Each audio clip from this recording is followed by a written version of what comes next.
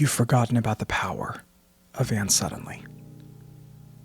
And suddenly, no matter how far off of your beaten path you have gone, that God can build a stream in the wilderness, that God can build a stream in the desert, that something new can be birthed in this chapter. You've forgotten about the power of and suddenly. We have this beautiful path carved out for us, and all of a sudden you hear in the bushes, it's this fear, it's this doubt, it's this lack, and then it somehow gets you off the path.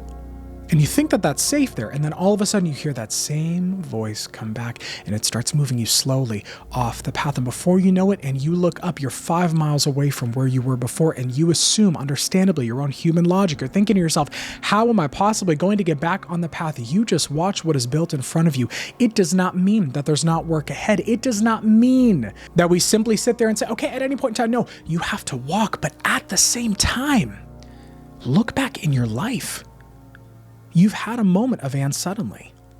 You've had a moment where God has literally built something or dropped in the perfect person, the perfect experience, the job lined up. You got that email. Don't forget about that.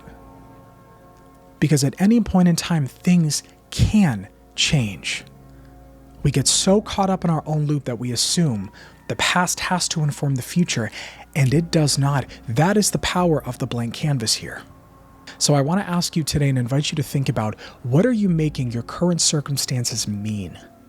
What are you making it mean? And how can you start to view them with divine eyes? What would it mean to look at them with divine eyes? That you are never stuck, that there is always a helping hand, that there is always a way out to be provided, and that the plan for your life amidst all of the things that you have walked through is inherently good. And God is ordering all things for this good plan. I quote Jeremiah 29:11 at this point 2, 3, 4 times a week. For I know the plans I have for you, plans to prosper you and not to harm you, but to give you hope and a future. Yes, yes, yes. It is good. It will be good. Continue to walk. And if you were to really sit with those words and embody them, how does that inform your posture as you walk forward now? Your posture of inevitable victory, which means it's handled, which means it's taken care of. There are things to control and work on right in front of you right here, but you do not have to try and pretend anymore that you are in control of the big picture. You never, ever have been, and that is okay. And suddenly means just that.